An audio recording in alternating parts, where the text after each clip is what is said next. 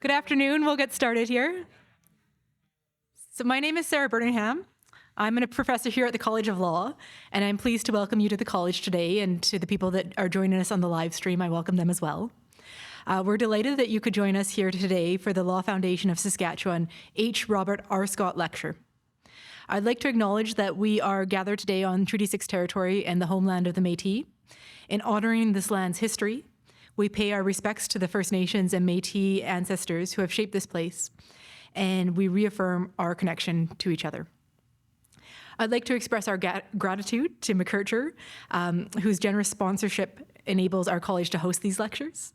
And so these lectures enrich the minds of the students who attend, and also the faculty, enrich the minds of the faculty who attend as well. I'd like to welcome some people who are joining us from the Dean's Forum on Access to Justice and Dispute Resolution. And I understand they're on their lunch break and they may have to leave a bit early. That's fine if you need to step out early. Thank you for taking the time to join us. Our guest speaker today is Professor Glen Gardner, King's Counsel, who is the Law Foundation of Saskatchewan H. Robert Arscott Chair here at the college. The Law Foundation of Saskatchewan H. Robert Arscott Chair was established in 1989 through an agreement with the Law Foundation of Saskatchewan and the University of Saskatchewan. The chair was renamed in 2014 to honor H. Robert Arscott, who served as Secretary of the Law Foundation of Saskatchewan from 1973 until 2013. This chair accommodates appointments in any area of law or law in policy, and incumbents are accomplished legal scholars or other outstanding persons with a background in law and an interest in scholarly investigation and practice relating to issues in law and policy. The holder of the chair has teaching duties, but they also engage in research and other scholarly activities, such as conferences and special seminars related to the chair, and of course the lecture today. So I'd like to introduce Glen. Glen's research focuses on building stronger communities through better delivery of legal and justice services. Glen is an alumni of this college, and he's a previous Deputy Minister of Justice and Deputy Attorney General. His career has touched upon and grown many areas of the justice system within Saskatchewan. In his private law practice, Glen was an early adopter of mediation and other forms of dispute resolution. Glen moved to government to pursue this work and to elevate the practice and awareness of mediation through his leadership at the Dispute Resolution Office, where he became known for his skill and expertise in resolving conflicts related to civil litigation and family matters, workplace interventions, labor negotiations, and public consultations.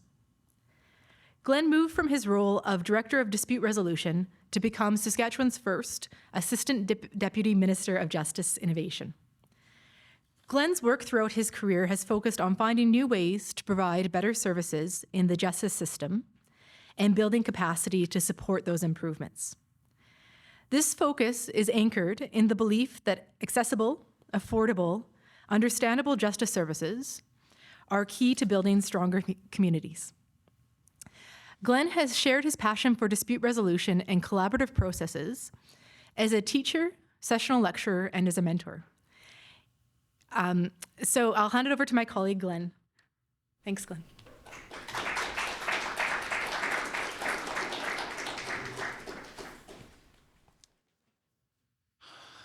Thank you for that kind introduction. Thank you for the opportunity to speak to the group today. One of my ministers always thought it was really funny to shuffle my speaking notes while I wasn't looking, so I was keeping an eye on you to see whether, but it looks like we're okay. Didn't think it was quite as funny when his got shuffled, but anyway.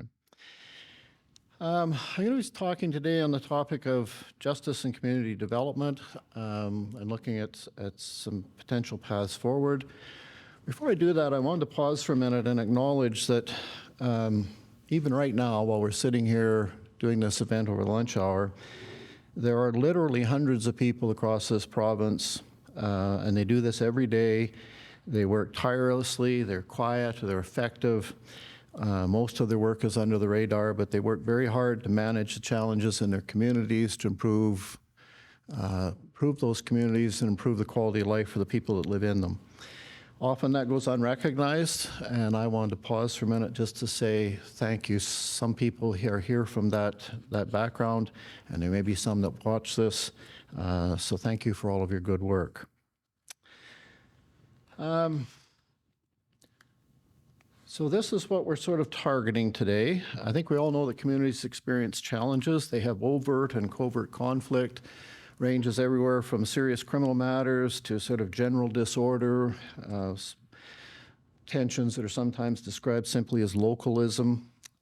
Communities often struggle to respond to these challenges. They fear damaging relationships in the community, even though obviously the relationships are already damaged by the problems going on in the communities. They fear retaliation, they feel escalation. Often they lack competence or feel that they don't have the skills and ability necessary to address the challenges. So in response to that, we've actually developed some pretty good professional services that respond to that. So we have policing and social service agencies and so on. And these larger agencies bring expertise, they bring economies of scale to the work, and in some cases they bring convenience to the communities because someone else will come and do something for us that needs to be done in our community. That's at their best. At their worst, those same structures can create a sense of incapacity in communities, isolation. They feel they don't have the ability or permission to address those matters in their community. Almost at its very worst, almost an infantilization of communities until they're able to anchor some of those services back into their community. So the challenge then is, how do you empower communities to take a leadership role in managing justice issues? And I'll talk a little bit more about this concept of empowerment in a minute. So I'm going to work kind of from big picture through what's some of the advice around best practices, what's some of the feedback that we've gotten from research. Then I'm going to look more at sort of specific applications or principles in designing justice systems. And then I'm going to propose a framework at the end that I think communities could build on. These are the big goals, United Nations Sustainable Development Goals. Usually number 16 is the one that people refer to with regard to justice, and I'll talk about it in a minute. I've included 3, which is the one that relates to health, because I think it's a useful reminder that justice should be viewed as a health indicator. And I'll touch on that in a minute, how justice relates to other social systems. With regard to goal number 16, I want to make a couple of comments. First of all, the reference there to peaceful doesn't mean the absence of conflict or challenge. It just means that those conflicts or challenges can be dealt with in an appropriate way. So if that capacity exists, those challenges and points of conflict actually become the opportunities to build trust relationships, connection between people, confidence in your community, if they're well dealt with. If they can't deal with them or they fail to deal with them properly, those are the things that create division and rifts and escalation in communities and can be damaging to communities. Inclusive. So when I think about inclusive communities, I think about defining communities, and I'll talk a little bit about this later, but there's an ongoing process of defining what you mean by community, redefining community as it evolves, because communities aren't static. And I'll come back to this in a minute, but for example, a city is not one community, it's a community of communities. You have some communities that highly identify with a geographic area, but they limit themselves because when they think about it, it's not just a simple point on a map that is their community.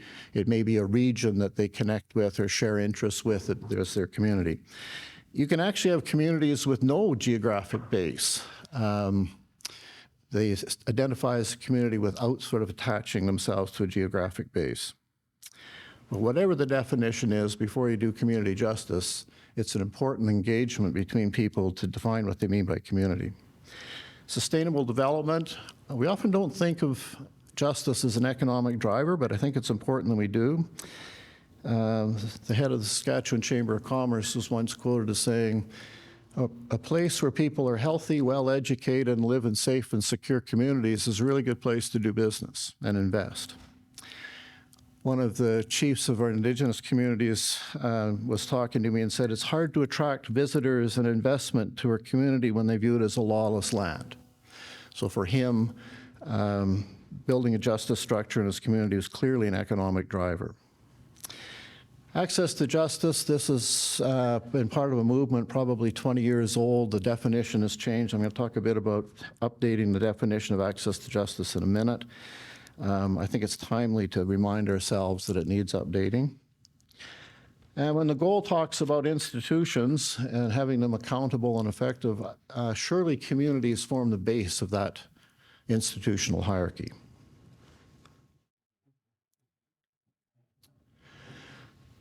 That's the big picture. When you look at this from the community's perspective, what's in it for communities? Well, first of all, this process of defining what they even mean by community. It's part of community safety and well-being planning processes. We don't often focus on this. It seems like kind of an ambiguous activity, but where people have community dialogues, they often come away feeling very rewarded by the process. I hear a lot now about we seem to have lost the sense of community. We break down into factions more readily. We don't talk to each other as much as sort of yell at each other in debates. So there's a sense, I think, of losing community in the province. Part of the definition, part of this definition process is to build as broad a consensus as possible with the aspirations of the community, have people talk about what their expectations are of their community, how they would like it to be. It's like a contracting process, or in some cases a recontracting process as communities evolve. Building this broad consensus is what allows for voluntary compliance for citizens in those communities, or if necessary, to hold people accountable or enforce those expectations where it's necessary. That broad consensus also allows citizens to align their individual actions with the overall expectations of the community. This concept of enablement and ennoblement, people talk about empowering people, empowering communities. Empowerment is an empty promise, and it's very frustrating to people without these two other things. So empowerment is an end product. The first two steps to empowerment are enablement and ennoblement. Enablement means giving people the tools and the structures that they need in order to do what you expect them to do or hope that they can do. Ennoblement means trusting in that and believing in them, even sometimes when that's really hard. And there will be times when it's really hard. Self-determination sounds like such a wonderful word, but it's also the way many people screw their lives up. But they learn from that and they develop so that they can make better decisions. So with enablement and ennoblement, you empower communities in a way that is legitimate. That positions communities to best anticipate, deter, and manage issues in their communities. So the National Action Committee, 10 years ago, Justice Cromwell wrote the Roadmap for Change. This is a bit of a summary of the Roadmap for Change for people that haven't seen it. Many of you will be familiar with this. These are some of the principles I think guide building structures in communities. Put the public first. So justice always belongs to the people that need it. It never belongs to us as the professionals or the service providers. We hear a lot about people-centered justice, human-centered design work, citizens as the subject matter experts of justice. Those are all reminders that justice belongs to people, not us. The encouragement to collaborate and coordinate. I think there's two aspects to that. One is consistent feedback that the system is too complex, too many gaps, too hard to access, too hard to understand. Often parts of the system don't know what other parts are doing or what the impact has on other parts of the system. So there's always this encouragement to make it simpler, more coordinated, more understandable. I think the other part about the collaborative piece is we've paid homage to the adversarial system for years in the justice system. The problem with that, it ignores the reality that almost everything occurs in the justice system when people stop being adversarial and find ways to constructively engage with each other and problem solve. So at some point we need to make that a primary ethic of justice service delivery and recognize the importance of it in getting things done. Prevention and education, again, this is a consistent theme in a lot of the research. Prevention is always the highest form of justice. We focus a lot on fixing the problems when they become problems. Everybody would prefer they didn't have the problems. Compliance increases with knowledge and education. Education also increases the likelihood that people can recognize and give definition to justice problems. That compliance also at times needs enforcement capacity, but I think it's always important to remember that even the people that do enforcement don't want to do enforcement. They want compliance. Enforcement is simply a tool to encourage compliance, and education and prevention will also do that. Simplify. Consistent feedback that almost everything we do in the system is unnecessarily complex. Historically, we've always thought complexity was the same as thoroughness and quality. But that supposed quality and thoroughness is meaningless when you can't access it or participate in it. In fact, for many people, the complexity of the system is actually seen as a way of perpetuating injustice rather than creating justice because it disqualifies people from participating. For many citizens, simply close and quick is preferred to complex and thorough. Take action. Justice Cromwell's work, I think the 4 reports that support it, cite 600 and some academic studies, research papers, research projects, academic inquiries. He basically says, we don't need to study this anymore. We just need to start doing things. We need to do a lot of things. And actually, there is a lot of good work going on. A lot of it's organic growth, pilot projects, experimentation, trials. That's all excellent for encouraging innovation. But at some point, all of those efforts need to be coordinated and expanded to create a high-functioning justice system, and I'll speak to that in a minute. Focusing on outcomes, this is the reference to looking at qualitative rather than quantitative measurement in what we do. We lack quantitative measurement. We certainly lack qualitative measurement in what we do. So all of this talk that you've probably been hearing about data and data analytics is really not about data or data analytics. It's about creating an understanding of what we're doing, the impact of what we're doing, and how we can improve. I'll give you an example of the qualitative and quantitative difference. I had a colleague who always quoted this number of 1.2 or 1.4 million appearances every year in provincial court. Big number, sounds impressive. But I used to tease and say, but what does it tell me? Is that 1.2 million people appearing one time with one charge each, in which case I got a crime problem that I need to address in the province. And probably I need to do some development of defense counsel because not all of those charges should be disposed of in one appearance. There's something wrong there. Or do I have one person appearing 1.2 million times with one charge, in which case I got a serious efficiency problem in the courts that someone needs to address? I don't know what that number means without breaking it down further.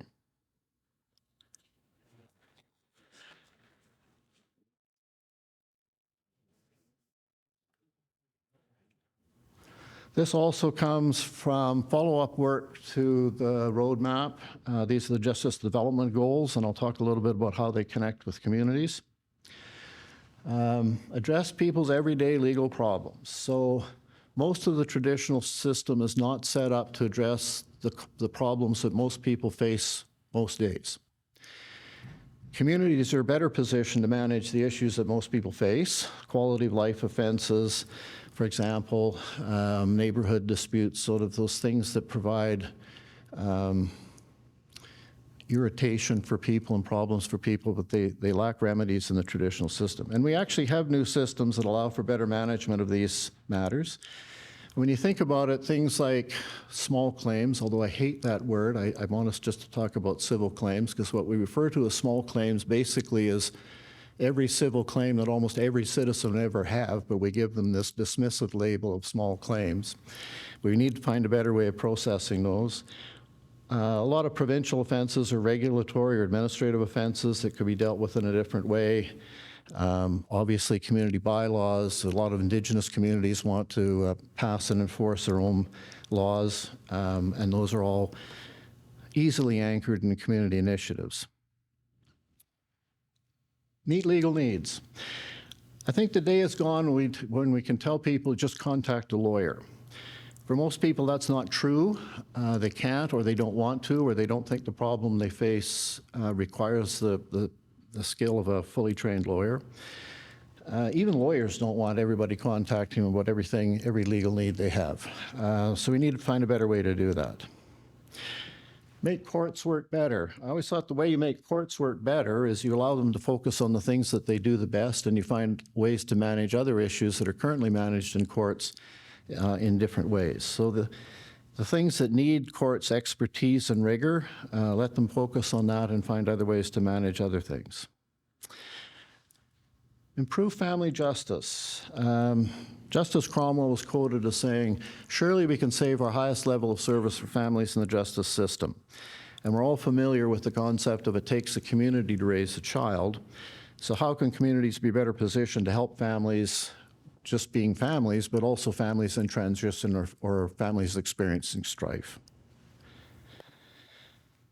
Number 5, work together. That's the collaborate and coordinate piece. Again, we're improving in this. We'll never be as good at it as we think we are, but we need to be conscious wherever we can to simplify our processes, ensure that we don't get a further balkanization of justice service delivery. That's a common complaint that people express now. Build capability. So I know the Dean's Forum is working on the application of artificial intelligence upstairs, lots of work around knowledge engineering, lots of technological applications. I think we finally have an opportunity for the first time in history to actually deliver on this promise in a meaningful way. You look at the front end of things like the Civil Resolution Tribunal in BC, you think about it being replicated in other jurisdictions. I mean, it has been replicated in other jurisdictions. I'm really hopeful that we finally can deliver on that promise in the next few years. The encouragement in the Justice Development Goals to innovate, I think we need to ask the second question. The second question is, do we still want a public justice system? Because if we do, we need to take a leadership role in innovation and modernization of service delivery, because if we don't, others will. About 20 years ago, I noted that for the first time in history, if we as legal professionals, up until that time, if we didn't want something, we probably had the ability to stop it. We don't have that ability anymore. And if we don't modernize and innovate, others will do it. There are other actors that will do it. They will do it in areas that are profitable for them or that they have a particular interest in, or they'll do it in areas where they want to assemble data for some other purpose, but it will further balkanize service delivery and create a lack of coordination. So I think that's the bigger question we need to ask is, do we want to sustain a public justice system? Analyze and learn, we've talked about that. That's the feedback loops and understanding what we're doing. And then the last piece about improving funding strategies, I'm going to move on to the next part. So making systems better will involve some additional resources. It'll also involve a diverting of some resources or reapplication or redirection of some resources. It's often frustrating for federal, provincial, municipal governments, law foundations, funding agencies, philanthropists, because you have to say to them, in order to develop this new thing, you also have to continue to support the old thing while we develop the new thing, and it feels like you're doubling up. But if you don't do that, your only choice is to continue to fund the old thing. We'll talk about how you respond to that. So this is a diagram, again, out of the Roadmap for Change. Some of you will have seen this, but it describes sort of the challenge that we face. So if you look at this, this is the system. This was family and civil justice, but you can do a similar triangle for community safety and well-being or public safety issues. The front end of the system obviously has the lowest cost to individuals. It gets higher as you work that way. The opportunity to resolve problems, the greatest number of problems early is obviously at this end of this funnel, not the other end. Unfortunately, our current allocation of funding is the opposite. We spend the greatest amount of money on that part of the system that handles the lower number of problems at a higher cost, although that is changing. I would actually add a couple of other lines to this. I'm a firm believer that people most affected have the greatest moral right to choose, and I think individuals have the greatest opportunity to influence the outcome of things at the front end of the system. They lose that influence as they move through the system. Historically, the focus of the early resolution service sector was on relieving or supporting the narrow end of the funnel. So we did mediation to take pressure off the courts. We diverted criminal justice matters to simplify things in provincial court. I think as the early resolution service sector's matured, that's shifted, and I think the traditional end of the justice system now recognizes the quality of work and the importance of the work that's done in the early resolution service sector, and they support it and encourage it.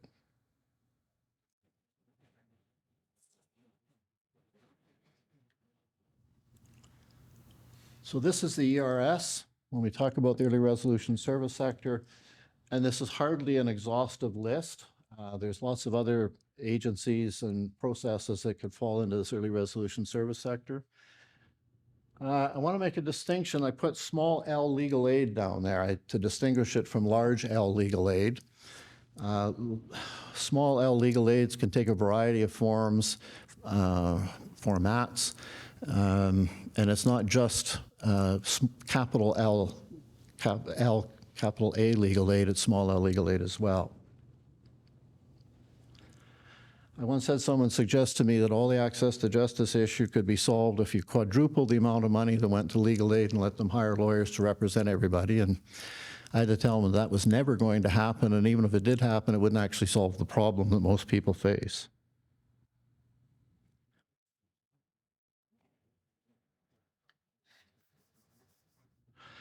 About this time in these presentations, I get a question that says, yeah, Glenn, but justice can only do so much because it relies on all of these other social systems, and often we wind up taking the role as mopping up the consequences of gaps or failures in these other social systems when they get into the justice system. And that's true. I'd like to balance that discussion a little bit, because I think the opposite is also true. If we just say that the role of the justice system is mopping up the consequences or failures of other social systems, we put justice into kind of an illness treatment mode. It's very similar to the debate the healthcare system had. Are we a sickness management system or are we a health system? I think in the justice system we need to also say there's a bigger role for justice other than solving the things that go wrong from other systems.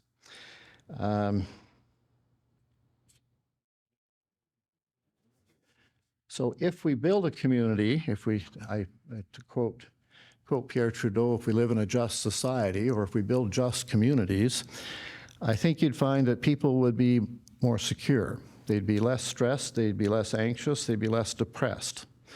They'd be less likely to pursue addictive behaviors. They'd be more likely to finish or advance their education, more likely to have stable employment, be economically active, take the risk to start a business, have more stable, healthy relationships. As a result of that, probably more stable, healthy, or more stable housing.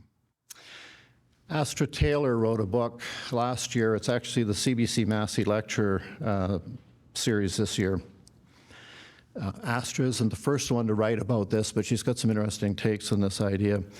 She talks about, her hypothesis is that it's not inequality that drives a lot of the stressors in our society right now, it's insecurity. And the difference is that insecurity crosses socioeconomic lines and portrays itself in different places. So anything that you can do to increase people's sense of security in their lives and their communities will make them successful in a number of other areas. Good. It's an interesting book if you get a chance to read it.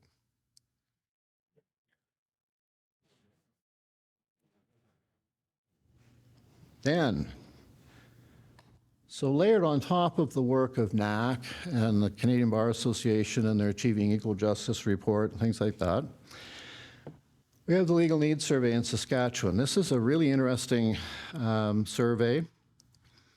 targeting Saskatchewan in particular. It got feedback from a number of community justice service providers and a number of lawyers around needs identification. I picked 2 quotes out of there that I think are useful. Legal need arises when an individual or group of individuals is faced with a justice-related problem but experience a deficit in legal capability and requires support to manage the issue.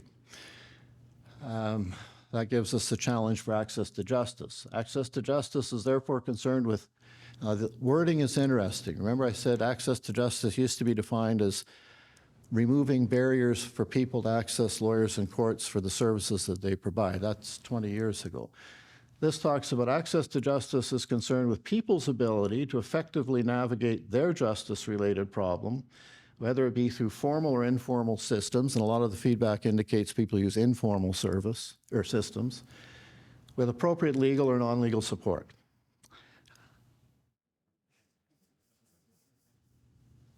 So what did the legal needs survey tell us in Saskatchewan? Well, there's some similarities to some of the things that came out of NAC. Need better access to quality legal information. We need more legal support. That's not necessarily legal representation, it's legal supports. We need to reduce costs of all types. That's just not legal or court costs, but that's having to hire a babysitter to go to court for a day. It's driving to court, it's taking time off work to go to a courthouse to pick up something that you need, those sorts of things. So it's costs of all types. And actually, the personal costs were often mentioned as a greater cost than some of the system costs. Better understanding of the justice system and rights and responsibilities, a fundamental obligation. I don't know how you can ask people to pursue and protect their own rights and fulfill their own responsibilities and have others fulfill their responsibilities if you're not prepared to tell them what they are.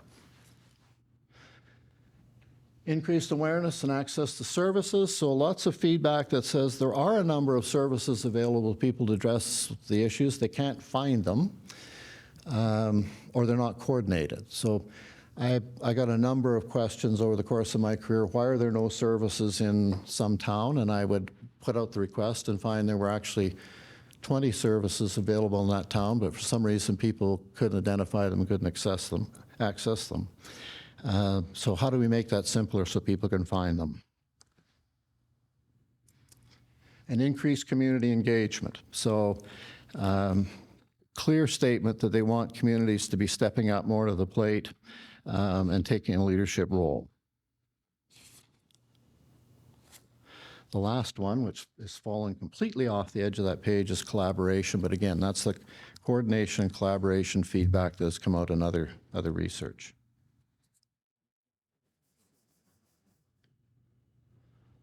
So revisioning justice. So this is my comment about thinking more broadly about what we're talking about access to justice before we start designing systems for communities. We talked about who owns justice. One of my concerns about the access to justice language is it still sends a message that we or the justice system has something that we can dispense to other people. We just need to figure out how to allow them to get to us so we can dispense it. So access is great, but we also have greater capacity now than ever before to actually deliver justice, get it to them. It's not a pull system, it's a push system to get services to people in a time and space that is convenient for them and accessible for them, and often without their prompting. So I had a colleague that once, for a very small fee, arranged for a little pop-up notice for Family Justice Services to appear on Facebook every time you changed your Facebook status. But it's say, oh, if you need help, by the way, here's the service that's available for you. So we have an opportunity to think more about delivery and less about people coming in for service. And again, this is a bigger issue of is justice a service that we provide, or is it a right that people are entitled to expect?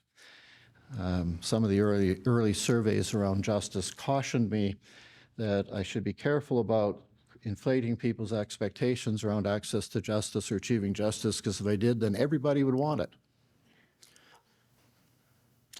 I think we're past that point, anyway.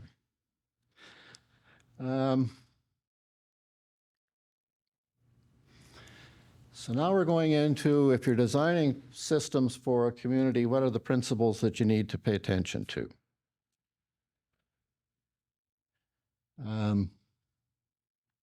Services should always be provided first by the lowest cost capable available service provider.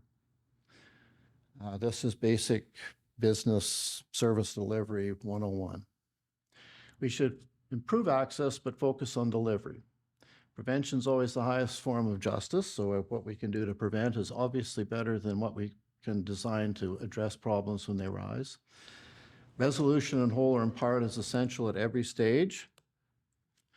We have too many situations where people, even the person answering the phone at a clinic says, I'll take that message and if someone get back to you, they're thinking in their mind, even though I'm 100% sure what needs to be done with this, but I don't think I can actually address this, or I can't really spend time with this family to try and address this issue because I need to prepare some documents for a court application next week, and I need to do that because it's the next step in the process. Or police will say, if I could spend an hour with these neighbors, I think I could sort this out so I didn't have to come back, but I have 10 things queued up on my call list already, and so I can only spend 5 minutes, and I know I'll be back here tomorrow, but I don't think I can do anything else with it.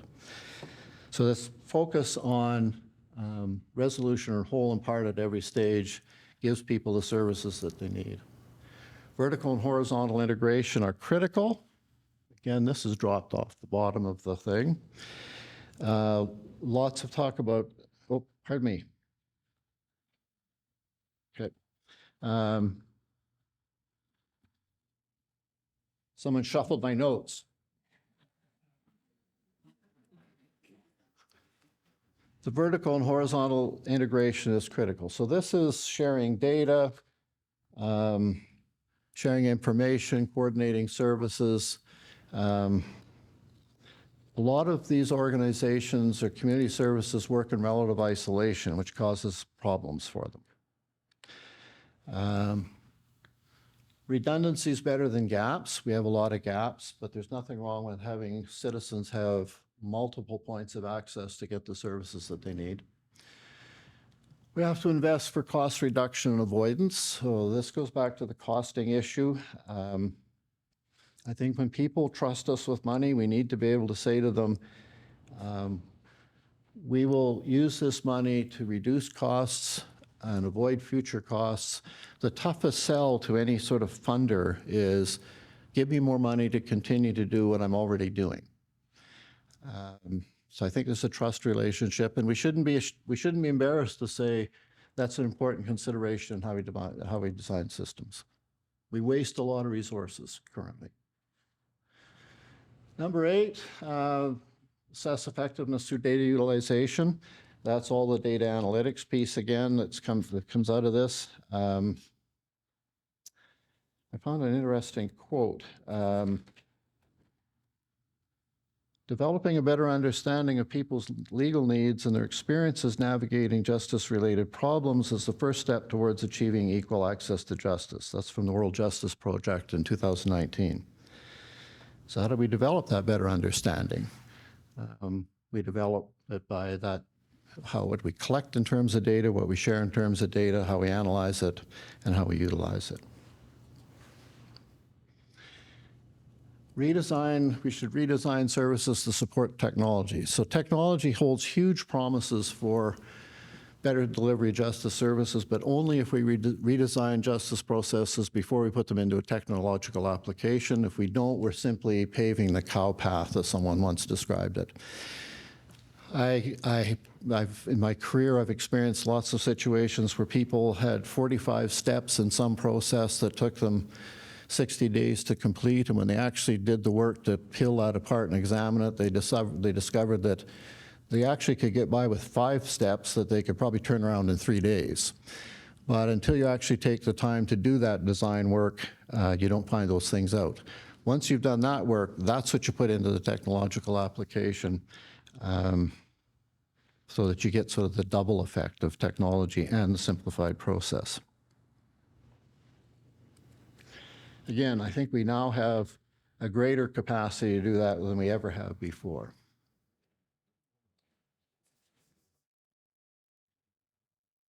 What's in it for communities? Again, the whole point of definition of communities, expressing aspirations, setting expectations, and recognizing that justice systems can build community. I saw an interesting quote in the legal needs survey. Someone said, when people are in trouble with the law in the community, they do, and then they finish something, you go somewhere for legal services. If you're in trouble with the law, wouldn't you also be in trouble with the community? But comments like that show a separation in communities' minds that those bigger structures aren't part of them. They're something that is either done for them or to them. It's not them. And it's worrisome to me when I see those sorts of comments. Oh, and what's the big and small issue? So the big and small challenge is, how do you design community services? So community services get their legitimacy, their stature, their impact from the fact that they're integrated into communities, they're close to the community, and they're recognized by the community. But how do you keep that, but not let those same services get caught up in what's just called localism? How do you allow them to constantly refresh and develop and anchor their work into some higher principles, so that it's not a matter of what the mayor wants or the chief and council want, or their work isn't reflecting historical rifts in a community, those sorts of things. So how do you keep them small but also anchor their work into higher principles? And I think this is critically important now, as so much of our social discourse seems to be more polarized, more personalized, more hyper-partisan than it ever has been before. So finding a way to anchor to those higher principles is probably now more important than ever before. I want to give you one other definition of access to justice before we go to the last slide. So we talked about the early definition of removing obstacles. We saw the definition of navigating your justice issues with legal or non-legal supports. Here's another one. This is Trevor Farrow's definition from some work he did in 2014, where he talked to individuals about what they thought access to justice means. Access to justice means access to the kind of life and the kind of communities in which people would like to live. It's about accessing equality, understanding, education, food, housing, security, happiness, etc. That's a different definition, but I think it's one that, given the current state of the access to justice movement, probably fits the aspirations of people most appropriately. All right, so what happens when we put this all together? What happens when there?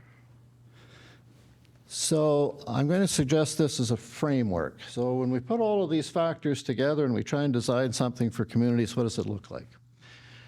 The base of this is legal information and supports. I think that's, I said before, that's absolutely the foundational commitment that the justice system should make to citizens. Plea, pro bono, courts, tribunals, they've all contributed to this work, and I give them full marks for the work that they've done so far. But I do think we've got greater potential to address this than we ever have had in history before. With knowledge engineering, the application of artificial intelligence, I think what Julie McFarland described as non-intermediaryism, the expectation I should be able to access information and services without an intermediary, has become a social phenomenon. So I think this is absolutely the base that everything it gets built on. I think this is something that the ministry or the government needs to support, but they can't own it. I found an interesting quote that says, making legal information less static and general and more dynamic and contextualized, i.e. more useful and effective, means you get closer to giving advice or providing legal services. I think we need to get over that division. Otherwise, we're saying we can give you legal advice and supports as long as they're not too accurate or too helpful, because then we'd be getting in trouble. I think we need to get beyond that and go back to the premise of the closest competent available person should be able to provide that service. And I think if there is a dividing line there, it's really whose judgment is making the calls in accessing legal services. Is it the provider or the citizen? I think that's probably the new dividing line. Next part is increased use of online systems. Almost every jurisdiction is doing this. We have some in the province. I hope we can build others. Where these have been used, dramatic increase in citizen convenience. The user satisfaction numbers are kind of off the scale. High 80, low 90% of people would recommend it to others. Dramatic cost reductions, dramatic time reductions for people to turn around their problems. So I think we're at the point where their effectiveness and the satisfaction levels that people experience is no longer in question. It's just how we build them. What people miss in this, though, is the opposite, the other side of this, that these systems also allow municipalities, governments, communities a much greater enforcement capacity. If I'm a rural municipality and I want to enforce a bylaw around, I don't know, littering or trespass or something, but it's going to cost me $5,000 to prosecute a ticket for a $200 fine, I'm just not going to give the ticket. If I had access to a system that would allow me to do that without those costs, and again, Indigenous communities are very interested in creating their own legal structures and enforcing them. Municipalities have been challenged with this for years. And this greater capacity for enforcement also increases the likelihood of compliance, which is what you're looking for. Photo radar. If the only way you could get caught is by having a ghost car follow you and monitor your speed, that's a pretty low risk for you. If all of a sudden there's photo radar that can do 200 tickets in an afternoon, you pay more attention. Administrative penalties for impaired driving had to accomplish the same thing. So we need a common adaptable application that can reduce the complexity and balkanization for people and allow them a convenient way to process these things. When you think about it, those small claims should go in a system like this. Tax assessment appeals, regulatory and administrative offenses, the operations of many tribunals. If you want to contest a drainage permit or apply for a drainage permit, you should be able to do that through an online system, as well as allowing capacity for enforcement of Indigenous and municipal bylaws. Now we're going into the community. Community safety and well-being planning. This is some of the most interesting work that I think the ministry does when I was there. Different jurisdictions have different models. Very well tested. Communities very satisfied with the results. It helps them define community, express their aspirations, identify the challenges they face, and do planning around how to meet them. It is rewarding to see the pride that communities express when they're able to come out of this and feel that they've got some direction and control back in their community. So who are the people that actually support this work? Again, community justice workers, community safety officers, and community legal supports. So we have all three of these now. They're just underutilized and under-recognized. Community justice workers are primarily used in communities around criminal justice matters, but I think rethinking that role, they can be very busy. They become the equivalent of the public health nurse for the justice system. Community safety officers, when you hear police say 70 or 80% of their calls for service involve requests that don't require the capacity of fully trained police, begs the question, so is there some other way to deal with those 70 or 80% of calls other than have an RCMP or a municipal police officer attend those? CSOs can handle a lot of those. They become, I guess, the justice equivalent of OH&S inspectors, public health inspectors, bylaw enforcement officers, but they provide a uniformed presence in communities that is important for communities. And the community legal supports, they become the nurse practitioners of the justice system, essentially. This would be an excellent role for limited license practitioners. But all three of these groups become trusted intermediators or helpers that allow people to get the legal assistance they need and navigate the system. And then the top of this is community courts or hubs. We have hubs in the province. They do excellent work. Again, there's not enough of them. They're not well recognized. Community courts are a little bit different depending on the jurisdiction, the mandates. Different jurisdictions use these concepts a little bit different. But they can be adaptable to local needs. They can be adaptable to incorporate things like Indigenous traditions. They're important ways to connect people with services. I've often thought the distinction is if you want to solve a problem in a community or with an individual, you would go to the community court. If you feel the need to enforce the law, you would either use the online system or you would go to provincial court. Also, these community courts are mostly used to deliver some of the services that are now delivered by our specialty courts, domestic violence treatment, mental health and addiction, those sorts of things. And then all of this needs to be connected through provincial networks to manage the big and small issue. And all of the data that they collect needs to be managed and coordinated so we can get constant feedback on what they're doing and how to improve. So that's basically a structure. I was in Ottawa in October and for the National Action Committee Summit. I'm privileged to be on the steering committee at the National Action Committee on Access to Justice.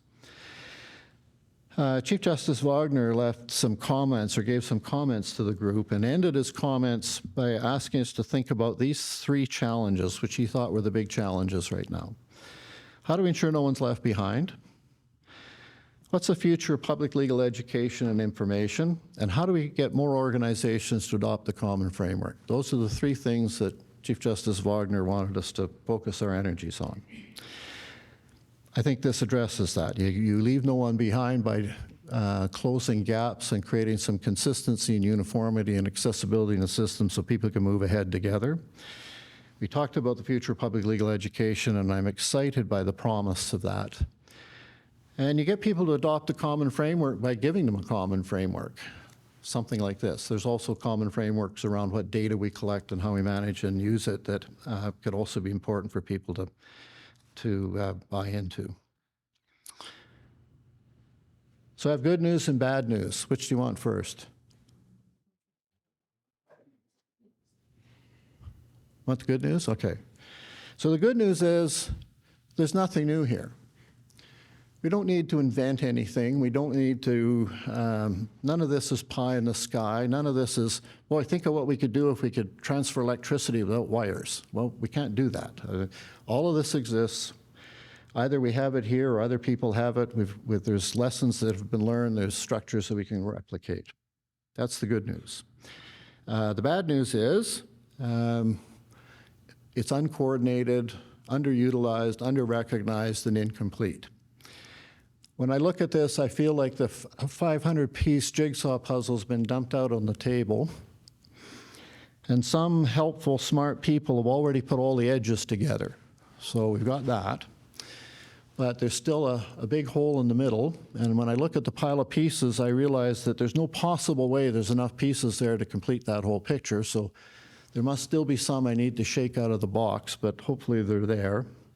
And the other problem is there's no picture on the box of what this will look like when it's put together.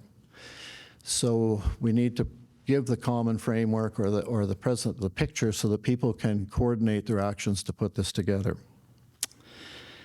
An old hired man that used to work on the farm, I did a lot of carpentry with him, and he said, "You can't build it if you can't see it, Glenn." So he'd get a cigarette pack out and draw a picture, or he'd draw a picture in the dirt with a stick so we could see what we were building. That's why you give the common framework. So that's the framework. We still have a bit of time for questions. It looks like I was going to get the hook over here, but we still have a few minutes left for questions.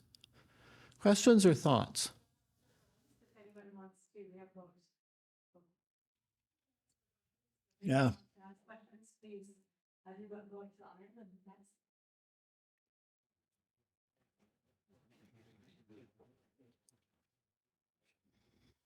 This better not be difficult. What do you see is the role of the law school in the next 5, 10, 15 years to help? Yeah.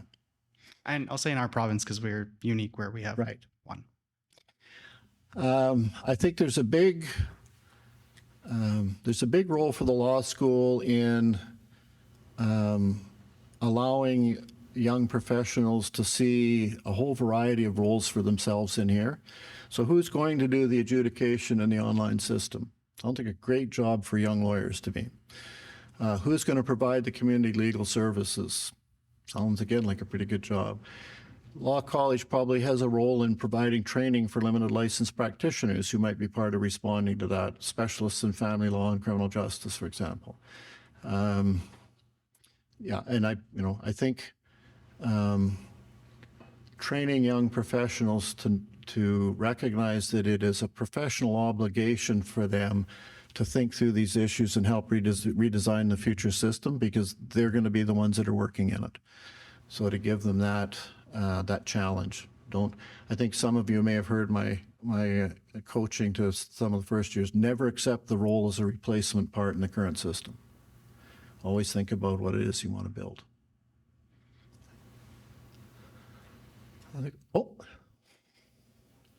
Okay, this is going to be a tough one.